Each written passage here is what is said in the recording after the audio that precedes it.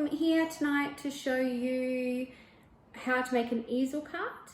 I've made 2 already and I'm going to walk you through making the 3rd. So easel cards can be made in any shape at all, and it's just the process. So as long as your shapes are the same, it will still work. So that's folded up, and then you can make them flat so they fit into an envelope. And that's what they look like from the side view. So that's a circle one that I've made. I've also pre-made a love heart one, perfect for Valentine's Day, just around the corner. So again, same principle, different shapes. Okay. So tonight I'm going to show you how to make a hexagon shape. So we need a die cutting machine. I'm using my Easy Press. We need some dies. You need a sheet of cardstock, or I'm using scrapbooking paper, and some decorative bits as well. I've already stamped my decorations for you. You don't need to see me do that. You do only need 3 die cuts, but I choose to do 5 because it fits better with decorations and I like to do a more layered approach. So your piece of card that you needs to be able to fit 3 of your biggest shape on it. So I am using hexagons, as you can see, and I'm using 2 sizes. So one fits beautifully inside the other one, creating a nice border, which is how I'll do my layering afterwards. So I'm just going to run through the Easy Press. I'm going to use tape to hold my piece in place.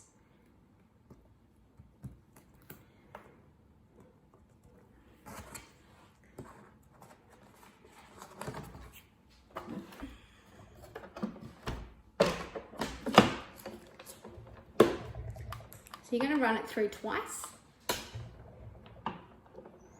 I could have fit it all on the A4 plate now, but I need that die again anyway, so I'm going to run the 2 double coats through it separately in a second.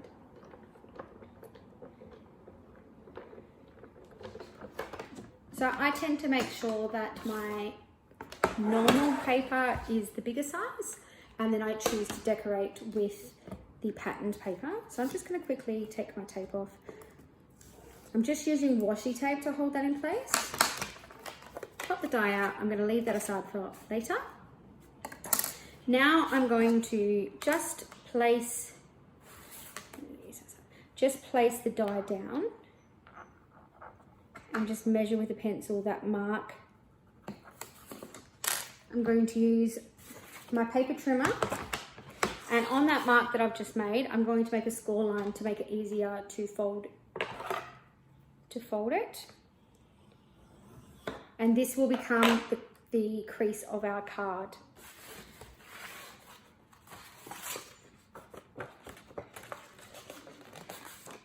So once we've got that, we're going to get our bigger size of our shape. So like I said, I've chosen a hexagon shape, and we're going to tape that in place. Now, the trick is, just going to line this up and I'll show you. We need to hang the bigger of the 2, so doesn't matter for the next one that I'm using for decorations, but for the actual card, when we line up the die on our card, we actually need to make sure that we have a little bit of overhang. So as you can see, there's a little bit of die that's not on my paper. Now that's going to be the way that your card folds in half, so it's really important to not put it to the edge. So I have that one. I'm using some pattern paper as well, so I am just going to line that up and run that through my Easy Press at the same time. Now at this point, it doesn't matter if these bits line up. I'm using a thick cut anyway, so it just means I'll have a little bit of extra. So again, I'm just going to die cut that. I'm going to hold that in place with my washi tape, I should say. And I'm just going to run that through the Easy Press again. The pink is the base plate. It doesn't matter if it actually runs on top, as long as you use the pink plate.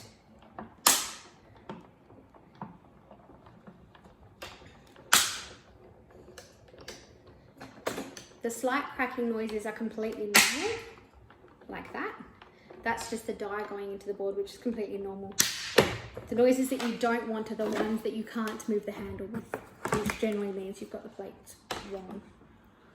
Okay, so now we just going to pull off that washi tape. And you're going to be left with your card base and your decorative pieces.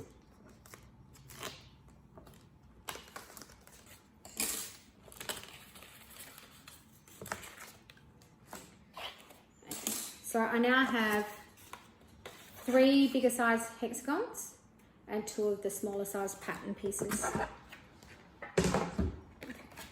With your piece that okay, so that's our actual card. And remember how I said to make sure you left the overhang over there? That's what's created that crease in the middle. Okay, with your top piece, you are now going to open it up and you're going to fold it in half. So just until that edge meets the middle score line, you're going to either use your finger or use a bone scorer to make that crease. Now, if you want to, and you're using a dark colour, on the top bit here, put some copy paper so that you can write a message. I can still write a message on that, so I'm actually going to leave that today. So I'm just going to stick down that bottom piece, which will be for decoration.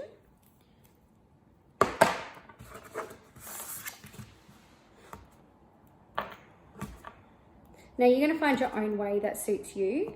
I do it this way because I like to build my decorations before I stick them. It makes it a lot easier for me.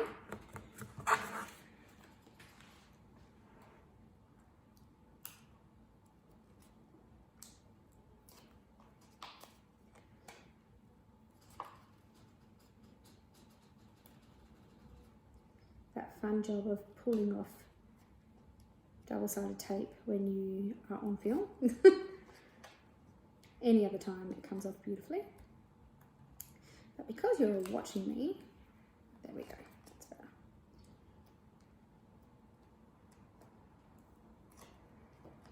Not.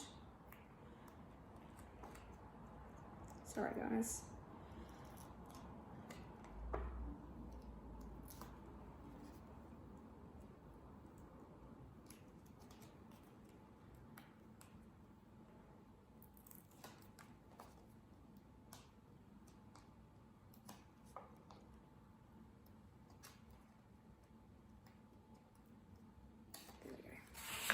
Okay, so we're just going to line that up. Now remember, we're using a smaller size, so we just want to leave that with a very even border around the bottom, like so.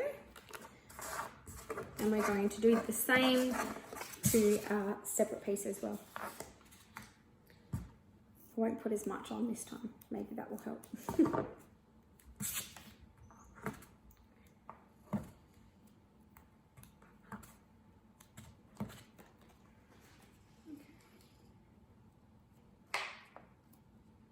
Now remembering with all of our collection SP papers, they do have double side. So I want the blue to show through at the moment, but I have used this side on one of my stamps as well.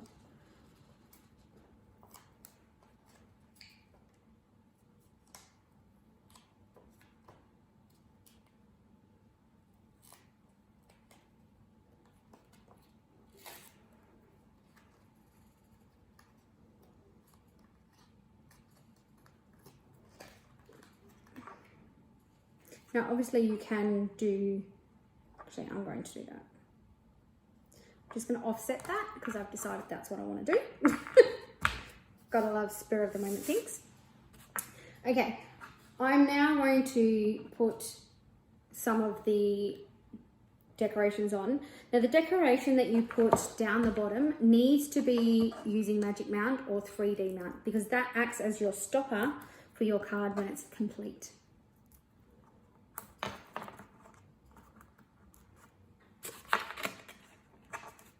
So just roughly place your top piece down so you know where you want that to stop. I'll show you in a second.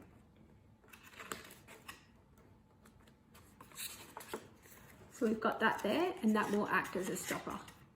Okay. Now I want to decorate the top piece first because it's easier than trying to fiddle once it's attached.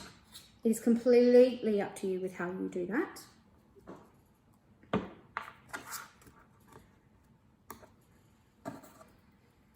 I've stamped my sentiments on white card using the forget-me-not, and then I have put them around the blue and the brown just to give them a little bit of something else.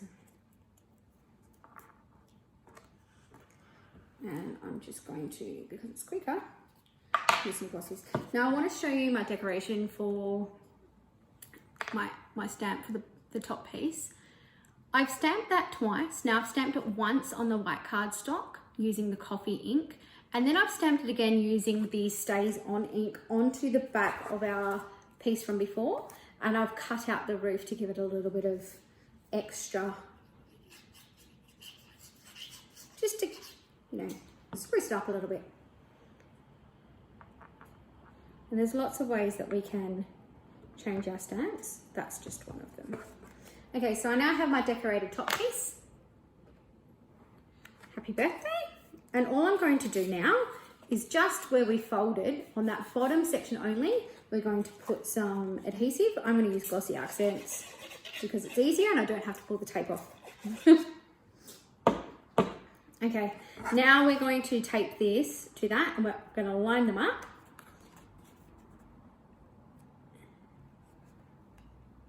Making sure again that we only glue on that bottom part. So you have that, and our card is complete. So that's how we make an easel card. Very, very simple. And like I said, you can do that with any shape as long as you keep those sizes the same. Thanks for joining me tonight, guys. Have a wonderful day. Bye.